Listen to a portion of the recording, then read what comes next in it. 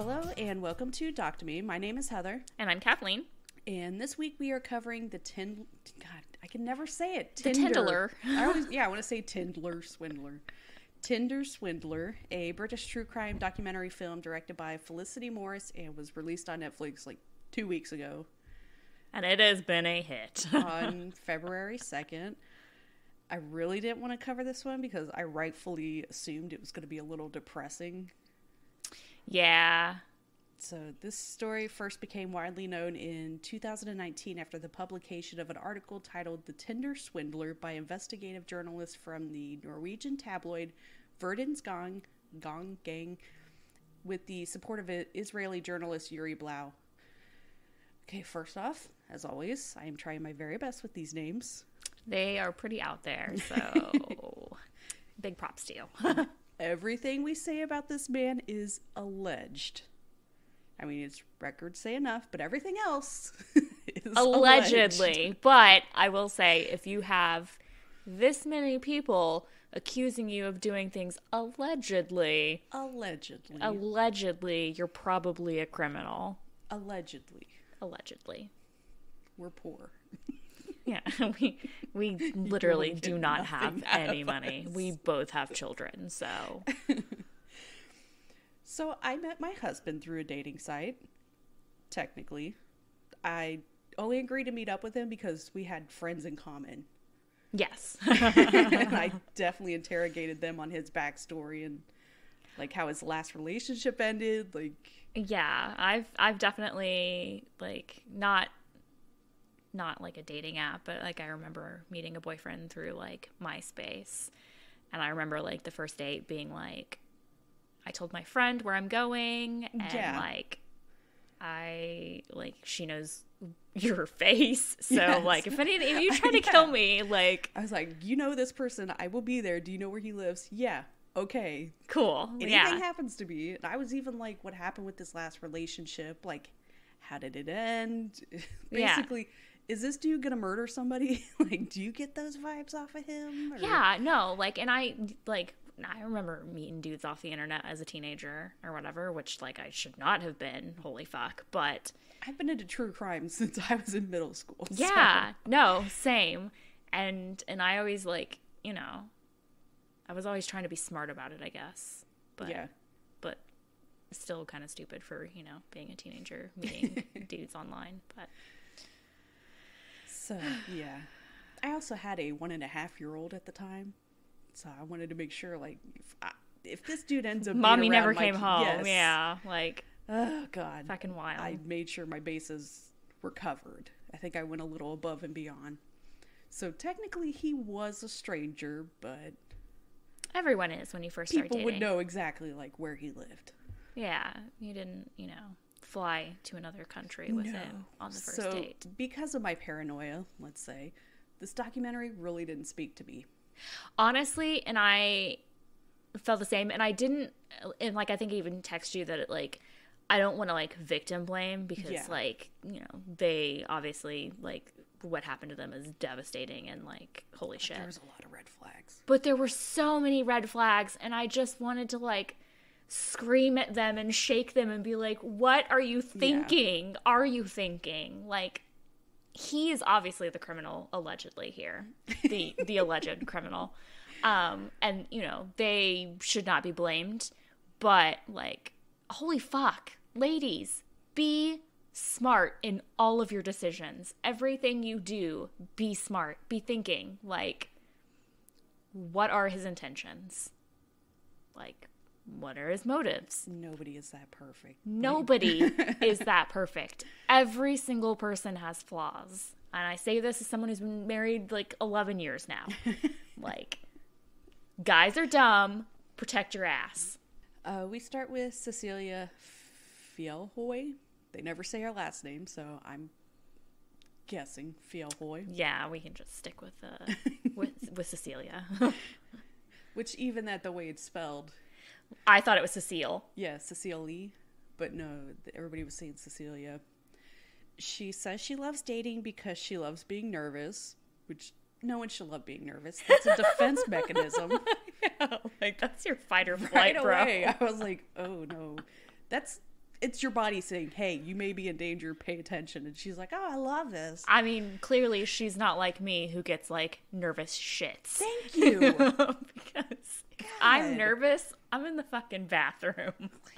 Even when you have to like have a phone call, like a parent teacher, I'm like, man, all right, I got to block out this time for the shits. I'm still going to amp myself up. Yes. I'm so glad I'm not alone. I once took a shot before going to like a school function for my kid because I was like, I need to calm my nerves. God. Yeah, they're always like, oh, that phone call's not going to take that long. No, I need time to go to the bathroom because I gotta prepare myself. I have to like get the environment situated. Like I have to be like fully a double dose of medication. And, just like pop a Klonopin. I can be like prepared at ease. So she's been on Tinder for 7 years. Which like, is that how long Tinder's been around? Because like, I'm like, is it because I've been in a relationship for so long that I can't relate to any of this? Like, which, I mean, that goes for both of us. So 7 years, and she's had 1,024 matches. Which doesn't seem very accurate then. Well, and... that none of these have were like 1,000 matches. Yeah, that is some pretty shitty odds. And, I mean, it doesn't mean that she went on a date with every one of them or anything, so... But, like, that's a lot of dudes. Yeah. That's a lot. Like, I think that I married, like, the 4th guy that I ever went out with. I think, like, and he was, like, the roommate of my exes that I was, like, with for, like, years. I don't know. There's just, but, you know, we're old ladies, so. Now we're old ladies. The times have changed. Yeah, I don't even remember Tinder being around back then. Yeah, I've never experienced it, so yeah. I don't know. She finds a guy named Simon on Tinder who owns multiple suits. Which is already a red flag for me. This is what she says. And obviously has a high-class lifestyle with an Instagram with a hefty amount of followers. So she decides to swipe right on him. Is that how? I don't know. I think right. I think it is. And it turns out they're a match. He quickly messages her saying he's leaving London tomorrow and would she like to meet up for coffee? Which sounds like a booty call to me. Like if someone like messages you right away and like... And you guys haven't talked about it all. Just, hey, you want to meet for coffee? Yeah. It seemed very quick for me. Like, I don't know, he's moving too fast for my taste. He sends her directions to the Four Seasons Hotel in London, which huge red flag for me. Well, you're thinking of when Trump said he was going to have that meeting at the Four Seasons, and it was that landscaping company. Hey, that really boosted their business. Oh my God. He was an angel for doing that. Thing. So they meet up for coffee, and according to her, the first thing they talk about is his job as the CEO of LLD Diamonds and how he got it from his dad. I can't imagine going on a date and the first thing we talk about is how he's rich due to nepotism. Well, and also, like, I mean, it's a pretty prominent company. Like, did none of them Google his family? Exactly. Or the business? Exactly. Or just, like, anything? I don't think I want to be with somebody whose family would have connections to, like, people high up in Russian government. Like, that would do I look bother me. Do I look like I want to die anytime soon? No. So he says he has a daughter that's about to turn 2, and he's constantly traveling, but wants a partner to be there with him, which sounds fucking horrible to not be able to settle down anywhere. He's literally leaving, like, that very same day, and, like, he's like, let's start a relationship. Yeah. Also, I have a kid. Like, so Celia's excited about it, though. And this is something he wants right away, so she is driven home by one of his drivers and asked to pack a bag and get her passport and everything. Which, like, holy fuck, who flies anywhere with someone they literally just met that day? And again, I really don't want to blame her because, like, clearly her judgment was clouded and, you know, she was just living in the moment or whatever, and she was young and she was having fun, but, like... My crime senses are tingling. Like, oh my God, you're going to leave with this man? Like, he could murder you and bury you in another country. Her friends are in a group text with her saying, this doesn't sound safe. How do you not know you're being abducted And her response is YOLO. Which, like, yeah, that's accurate, because you know why you only live once? Because when you do shit that's dangerous, sometimes you die and you don't get to live again. Yeah, we have this conversation. I'm wiping my hands of you. Like, 6 o'clock news comes over to interview me about your disappearance. I'm showing them my phone and saying, look at the last text I got from this dumb bitch. I tried. Like, but, like, had she not heard of, like, human trafficking? Like, it was definitely, like, I'm so upsetting. My mind is blown at how quickly everything progressed. Because even her friends are saying, this doesn't sound right. Because even when, like, the old, sweet little old ladies are getting fleeced by, like, these men or whatever, like, at least, like, it's over, like, a longer period of time where he's, like, you know, wooing her and then, like, stealing her retirement fund or whatever. Like, it's not a couple months. Like, this is over, like, a couple years that they're, like, you know, milking them for all their money. I just... be safe, ladies. YOLO. They get to the airport, and it's Simon, some tall guy, Simon's small daughter, and a woman who Simon says is the girl's mother. And like, she'll be joining them on the plane. Which, another, like, what the fuck? Red flag. Like, this man has a child. The child's going on a flight. Also, like, I don't think people who introduce their children to someone they've just met and started dating or whatever is cool. Like, I don't like those kinds of people. That's my biggest issue when we watch Love During Lockup and Love After Lockup, like, all of those. Yeah, like, I don't like the kind of people that, like, just every date that they ever have, they're like, this is your new daddy. Yeah. Like, that fucking shit fucks up a kid. Like, that, you shouldn't have a revolving door of, like, figures in your child's life. And I just don't think... My husband, we met in the very beginning of January, and he never met my son until, I think, like, the middle of October. Like, it had been almost a year. Yeah, and that's, like, the way it should be. You should know that you're serious about someone before you're, like, bringing them into your innocent child's life. Yeah. And here he is, like, this is my ex and my baby mama, and this is the baby, and, like, here, let's fly, you know, on this plane together. I don't know this person's last name, but they're joining us. Yeah, like, I would have been completely creeped out. Yeah, it's weird. It sounds terrible. They land in Bulgaria, and the baby, and the baby's mother all get into a car together, and the woman tells her, he's a great dad, our relationship just didn't work out. Which sounds kind of shady. Yeah, it's so weird. He's a great dad, but I still have to babysit my own kid so he can spend a couple of minutes with her when he feels like it. It's weird. Like, why are you just dragging this kid around? Yeah, like, just dragging... I don't know. It's weird.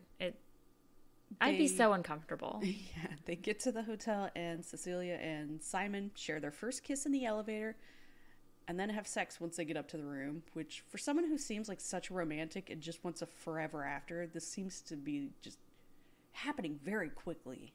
Like, they're not getting to know each other. I mean, when you really think about it, though, like, Snow White, like, ran off and married that guy, and, like... Please don't. They literally, all they did was sing a song together, like, for, like, a minute, and then, like, he just kissed her while she was unconscious, and they got married. So, I mean, her love is like a fairy tale. While they're in bed together, she notices scratches all over his back that he apparently got in jail in South Africa. Scratches? Like, I want to see a picture of these, because, like, I'm envisioning, like, scratches, like, from sex that was too rough. Because they never go into this part. No, they don't. And that's, like, when he's talking about, like, how they were from, like, when he was in prison, I'm just like, why would they be scratches? For the prison under false pretenses. He's innocent. Yeah, which, like... I feel like he could have come up with, like, literally any excuse that would have been better to explain away his, like, sex scratches. Yeah. He suddenly starts receiving a lot of calls and tell her he's going to be busy and ships her off back home. But he's got time for the kid to be there? He doesn't ghost her, at least. They still text back and forth, and he even sends her this huge bouquet of roses. I guess if you're into that. I never want flowers. Love bombing. This is literally what it is. It's love bombing. I never want flowers. You just stare at them. That's it. While they slowly die. Yes, I want candy. I want food. Like, I'm a big girl. You want me to be happy, you feed me. Dude, food. Anyway, she's back home. Oh my God. Love is blind when they were sending each other food. That's my love language. Yes. Okay, sorry. Getting distracted. She's back home in Oslo and asks him to come visit her there, and he decides to just randomly take a private jet. No idea what the time frame is for any of this. I think it was like, it had to be like months. Like, it was all like it was so quickly. They were only together for 14 months.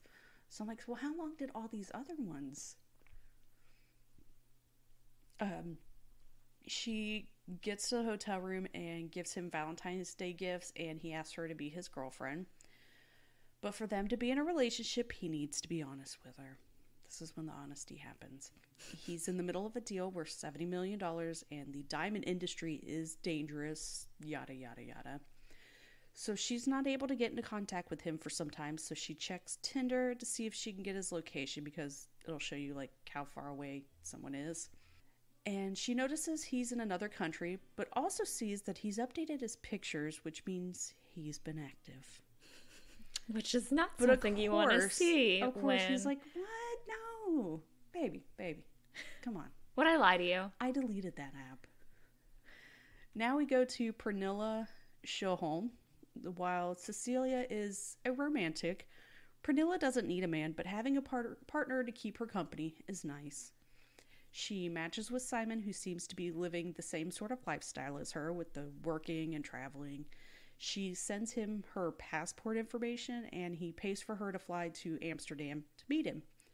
They spend the day together. Which, again, have none of them heard of human trafficking. Like, I am frightened for these people.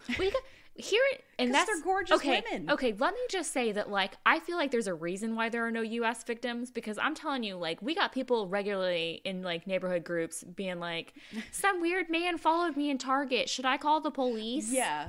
Like, we would not be sending our passport information to some guy. We would not be getting on a private plane and flying somewhere with him, because we don't trust anyone, not even our own government. No, well, rightfully, but yeah, no. Like, we don't trust shit. We don't trust science. Like, we can't even get people to wear masks. No, like, nobody trusts anybody. We are not these kinds of people. They spend the day together, but at the end, there just isn't a romantic spark between them. But as friends, they're great. Still messaging each other and talking, and he'll occasionally fly out to spend the day with her. Then we go back to Cecilia. Simon asks her to move in with him, and she agrees. Once again, timeline of this would be great. I really, it from the way it sounded, I think it was just really, really fast. But again, maybe it was like 14 months like the other girl. These documentaries make me feel like I'm the only one concerned about timelines, because there's never a timeline. Right, because there's a huge difference between, like, he asked me to move in and we've been dating for 10 days versus, like, he asked me to move in and we've been dating for 6 months. Just something. That's what I hate about this. I can't make fun of you if I don't know if it's been like a week. I mean, I can make fun of you no matter what, but... She's told the budget is $15,000 a month. 10 times the amount of my fucking mortgage a month. Seriously. That is insane. And then in the middle of the night, she gets texts and videos saying Peter, his bodyguard, was attacked. And the dude's fucked up. In the video... Peter is down. Yes. Peter is down. And in the video, Simon's so cavalier about it. Like, they're in an ambulance. Back out of an ambulance. Yeah, they're in an ambulance. Peter has blood pouring out of his big bald head, looking dazed. And Simon's like, well, this is our night. We're in an ambulance. Like, okay, don't worry. They're coming after me. And they got Peter instead. Just go back to sleep. It's fine. The next day he sends Your life is in danger. Yeah, next day he sends her a voice message saying, I am not safe anymore, so I can't use my credit cards, so can I use your credit cards for a couple of weeks? So she, of course, does, because she's his girlfriend, with all the eye rolling we do. Like, I wish we did video for this one because it's like a lot of open mouth, silent screaming. He quickly maxes out the card because duh. He's constantly traveling, and apparently the limit on the card she gave him is like $2,250. Like, that's like one plane ticket. That's not gonna last long. No. He pays it off and sends her the receipt and asks for her to fly to meet him with $25,000 in cash. Which, like, dude, I'm sorry. Like, I don't care how much trouble you're in. Like, if some guy that I'd only been dating for, like, a short amount of time, like, fuck. I have been married for 11 years. If my husband right now messaged me and was like, honey, I need you to, like, come home and bring, like, $25,000 in cash. I need you to bring $25 in cash. I'm asking questions. Yeah, like, I'm probably on the phone with the police. He's my husband. We've been together for a long time. We have 2 children, but I'm still like, what's going on? Are you being held hostage? Like, do I need to, like, we're going to get the cops involved either way. And since she surprisingly doesn't own a diamond mining company, she has to take out a loan to get him that much. And she has to, like... And the airport scanners, nobody questioned why this woman has $25,000 in cash. I'm so confused how that happens. Like, she's sitting there talking about, like, how she's going to explain it away if she gets stopped. And I'm like, you didn't get stopped? Thank you. Like... Excuse me, ma'am. Are you in drugs? Why do you have this much cash on you? They search me for having too much candy in my backpack, and this bitch is carrying around $25,000 in cash. So she lands, gives him the money, and he has to escape in the night because his enemies are after him. And I guess she has nothing to worry about as long as she puts her social media on private, then she's safe. That's all it takes. The people went after him so badly, but yeah, his girlfriend should be fine as long as we don't see her pics on Instagram. Like, what the fuck? And then he's constantly texting and calling her to up the credit limit on the card because he keeps maxing it out. So she's having to deal with that bullshit of calling American Express, pretending she's traveling. Yeah. Fuck that. Which is fraud. Like, if you're making me deal with customer service, the relationship's over. No, I literally will not call. Like, I would rather die than deal with customer service. Because then you got to deal with the shits before. Exactly. So. And since she can't pay for all of this, he just makes her an employee of LL Diamond, his company. So now she's earning $94,000 a month, which I'd be like, bitch, why didn't you do this sooner? So now that she has pay stubs proving she's making all this money, American Express jacks up the credit limit. And then he transfers her $250,000 and agrees to go with her to meet her family. Meanwhile, he's still partying with Pernilla and introduces her to his girlfriend, Paulina. You heard me right. Not Cecilia, Paulina. And they somehow spend $20,000 in 3 days. That is insane to me. Like, all I could think of is that King of Queens episode where they win that bet, but they got to spend all the money. Otherwise, if Carrie finds out he took that money, so they get like Eddie money to play for him. And oh, I love King of Queens. Just like, whoa. So they're hanging around Greece, going to expensive clubs and telling Cecilia to take out more loans because, again, her credit card is maxed out. She takes out another $40,000. I know. I can't. Pernilla even says he's paying the club tabs before anybody has a chance to pitch in. Just being super generous. It makes my stomach hurt, the amount she gives. It's insane. And he keeps, like, guilting her with all this supposed danger he's in with these business deals. And she ends up, like, what is she? $250,000 she ended up giving him. Yeah. Overall. Yeah. You could buy a house for that. Like, it's insane. Not to mention it's like that kind of money and she doesn't have that kind. These are loans. And let me tell you, like, loans, they come with pretty high interest. Yeah. He finally tells her to come to Amsterdam and he'll give her a check. He's also acting really distant, probably because he's fucking hungover. again, I wish I knew timetable. She goes back home to London and cashes the check he gave her. And of course, the bank won't touch it and won't tell her why. She has like 9 creditors on her shoulders waiting for money. So she calls Simon, who blows her off because he did his end of the deal and gave her a check. It's not his problem if the bank won't cash it. It's like, I think that is your problem. Like I feel like if your check is fake or fraudulent, then that's Can we do that to the creditors? Like, I paid you, man, and it's your problem now. I held up my end of the bargain. Like, she calls American Express and gives them the lowdown, and they immediately send some suits over to meet up with her. Which is not a good sign. You would think right away if they were like, yeah, we'll send someone over. She'd be like, oh, no. Oh my God. But no, she thinks they're coming to arrest her. I mean, she did commit fraud.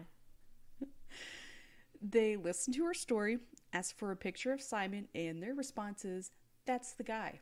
What name did he use? Not reassuring at all. I'm sorry, what? Like, at least she got scammed by a dude they're familiar with. So at least they'd be like, okay, yeah, she fell for this. She's not the first person. Yeah, like... We're aware of this guy. We know how he works. She goes back home to her parents and blocks his number on her cell phone. The first time he asked for a loan, would have immediately blocked, but we're going to wait till we get $250,000.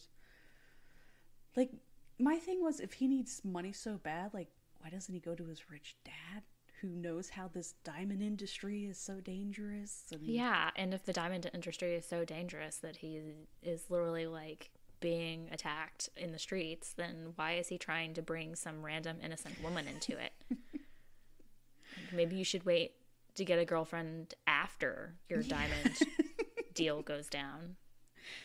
And so since she blocked him, he has her mom's phone number. So he calls that number. He leaves a message wondering why she blocked him and then proceeds to threaten her to watch her back. But he's got no idea why she blocked him. I don't understand how he didn't get in trouble for any of these threats that he made in voicemails and shit. Like, that's a crime. Yes. Like, she calls the police, but there's not much they can do. She doesn't even know the guy's real name, so how do you arrest somebody if you don't know who they are? She's going through so much. She puts herself into the psych ward, which must be so nice with universal health care. Yeah, I can't even afford to be crazy. Because I looked it up just to be like, how much would it really cost? And they do have to pay out of pocket, but it's literally less than $300. And once you hit that for the year, you're good. Must be real fucking nice. God, why are we American? Yeah, because it was like $300 a month for me just to have a health insurance. Yeah. And that doesn't even cover copays. Most residents do have to pay full price for prescriptions because, you know, a majority of it is imported. But, I mean, I'd be fine with that. God, that just made me get so bad. That's the problem, why it takes me so long to take notes on these. Because then I get distracted by looking at, like, health insurance in Norway. How much we're being ripped off. Yeah. Back to Pernilla. She starts having her phone blow up with messages from Simon, with him sending her news articles about his family being arrested for diamond smuggling. And then she starts getting the pictures and videos of Peter and Simon covered in blood sitting in the ambulance. Sounds familiar. Turns out he needs to borrow $30,000 from her, and then later an additional $10,000 plus several tickets for flights. I love that when she asks for money, he tells her she can have one of his watches worth over $100,000. Like, what do I look like? I want to drive to a pawn shop for you, and like, why don't what you am I pawn gonna that do yourself? Like, why do you need me to do that? Yeah. Cecilia asks American Express for more information. This goes back to her because it's like back and forth between these two women, and they give her the name Shimon Hayut, which she immediately Googles and finds an article about him. That's not good. In 2015, he defrauded 3 Finnish women and was sentenced to 3 years in prison. And I guess he didn't learn his lesson from that. Of course not. Cecilia at this point gets into contact with the media and sends them everything she has, which ended up being 400 pages of just messages. That's insane. I hope it was longer than like a couple months. The first like 3 Harry Potter books weren't even that big. That's a lot of pages. I bet they were right up there with excitement for like Harry Potter. I would love to read that book. Just the messages between these two. We finally learned that the first time he asked for money was after they had been dating for a little over a month. That's all it took. I can't. It made you so gassy. It did. It made me so gassy. I got like nervous burps. She's given the names of the 3 women he had served his prison sentence for and recognizes one of the women as the same one she had met as the mother of his daughter. What the fuck? You helped put this man in prison. I still want to know more on that. And yet you're still hanging out with him and telling this other woman what a great guy he is. Like, is he paying her back maybe? Like, what is happening here? You could have warned this woman. Like, she's the biggest monster out of all of these people. Like, there's so I just want to throttle her. Like, journalists. Is the kid even his? Is it another ploy? I don't know. Journalists go all the way to Israel to verify that Simon Lviv and Shimon Hayut are the same person. And not only does this woman who claims to be his mother say she hasn't had contact with him since he was 18, and he isn't a Hayut anymore, he's a Lviv, but the police also verify he's the same guy, and he's been scamming people since he was a teenager and using multiple aliases. In 2011, he was charged with theft, forgery, and fraud for cashing stolen checks. Allegedly, he stole a checkbook belonging to a family while babysitting their child and another's while working as a handyman in their home. He skips court and escapes the country across the border into Jordan with a fake passport under the name of Mordecai Nizam Tapiro and then fled to Europe. What a name. Mordecai. I feel like if you have to be a fake identity, like you should be something generic that like there's so many. Pick it. I mean, if you're like this good at it, like you should definitely get to pick your name. I'd be like John Smith. The next year, he was indicted by Israeli court and charged with theft and forgery of checks, as well as leaving a 5-year-old he was babysitting unattended. What a man. Classy. The journalists also go through all the flight itineraries charged to Cecilia and are going through the passengers listed and stumble on Pernilla, who they message over Facebook. So now she knows she's officially been scammed. Maybe. Because Simon tells her it's his enemies making up lies to get closer to him. Like, what kind of...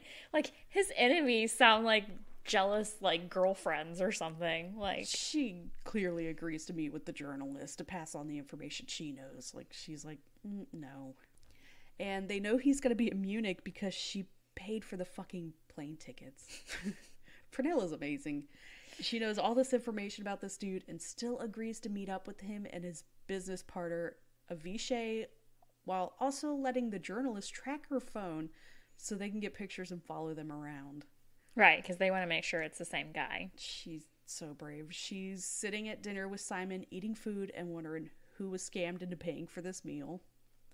At one point, they see the cameraman and speed away in a car with her, and she's like, drop me off. Yeah, like, let me the fuck insane. out. Like, I do not want to die in this car with you tonight. And, of course, the watch that was going to pay off all his debt to her was fake. Of course. So she calls him to confront him, and he just tells her he'll have his revenge. Which, again, with the threats. And also, am I the only one who thinks that his voice sounds like some kind of, like, phone robot? Yeah. It's very, like, mechanical. I just want to wish one of these people would be like, okay, what revenge? What are you going to do specifically? Because... Yeah, like, you're going to, like, come and steal more money from me? Watch your back. Yeah, what are you going to take from me? You've taken everything. I'm in debt. God. So the journalist published the story.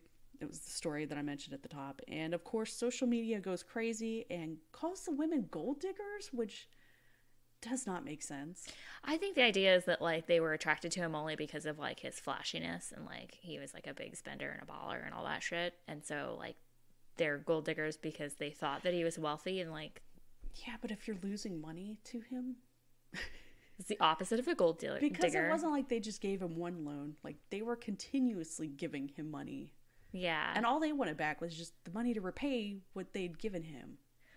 Yeah, but I mean, they also wanted that lifestyle. I don't know. A greedy gold digger's stupid thing to call them. Didn't make sense. I agree. The article comes out, and all these people come out from all over the world giving their stories on how he scammed him. He ended up being reported to the police in 7 different countries. Which, like, bro gets around. That's just the people who have come forward. Because usually scams don't get recognized because the people are too embarrassed to admit they had been scammed. Absolutely. Another woman, Aileen Charlotte, sees the article and realizes it's about her current boyfriend, Simon, who she had been seeing for 14 months. That's crazy. She starts comparing their timeline to what she's reading in the article, and times when he would be away on business, he would be visiting Celia.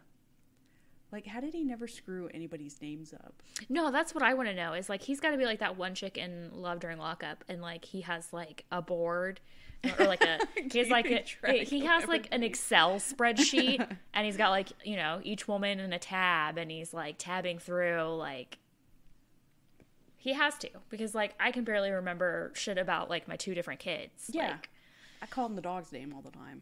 Like, no way this man is keeping shit straight. And what the fuck happened to Peter? Because this woman also receives the pictures and the video of Peter fucked up and bleeding. We never get an explanation on what happened. Well, they're the same picture and video, right? Right. Okay. Because, like, what happened? So poor Peter didn't get his head bashed in 3 separate times. It was, like, one accident, and, like... But what happened? That was what I kept asking. I saw somebody online suggested that it was probably, like, some kind of, like, bar fight or something, which would make sense. That's what I assume. I don't think it's his enemies. No. It was probably, like, he got shit-faced and, like, got into a fight with, like, some dudes on the street or something. I mean, if you see the video, like, where he's, like, when they're in that club or whatever, and, like, he's dancing, like, they looked like the douchey people that would, like, somehow get in a bar fight. And, of course, Aileen also sent him money. Just a couple of bucks to the tune of $140,000. She sends him a copy of the article, and his response is that Cecilia and Pernilla are working with his enemies, and they published it. How is this dude never caught? Like, I don't.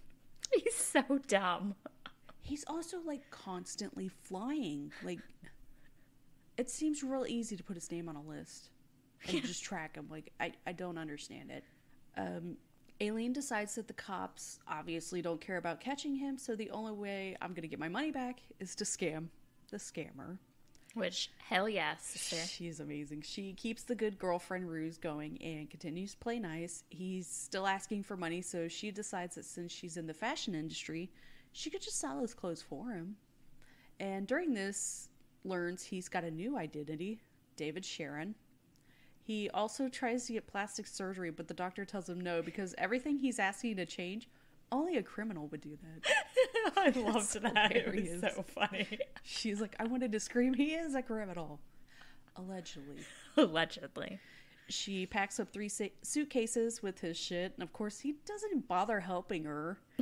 She has to load it in the car by herself. She gets the fuck out of there. He also gives her a letter professing his love for her. It's written in all uppercase, which that's a red flag. That's a ransom letter. Why are you trusting somebody who writes like a child? She gets home and immediately starts selling all of his shit on eBay with absolutely no intention of giving him any of the money. Like, she's never going to get the full amount back, but... No, hell no. Scamming this asshole and getting some of his money is, like... No, she won't even come close. No. Like... She really gets her revenge because without her, he's eating leftover food at shopping malls and sleeping at 1-star hostels. Oh, poor baby. Ooh. I did like when he called himself the homeless king. Yeah. I was like, fuck you, dude. You don't know what homeless is. He's just sending her these pictures of him looking sad with a beard, like she's supposed to feel guilty. She eventually tracks him on a flight and sends the information to Interpol along with the name David Sharon that he would be using, and next thing she knows, she gets a message from him saying he had been arrested. For what? Using a fake passport. That's the only thing that's going to take him down.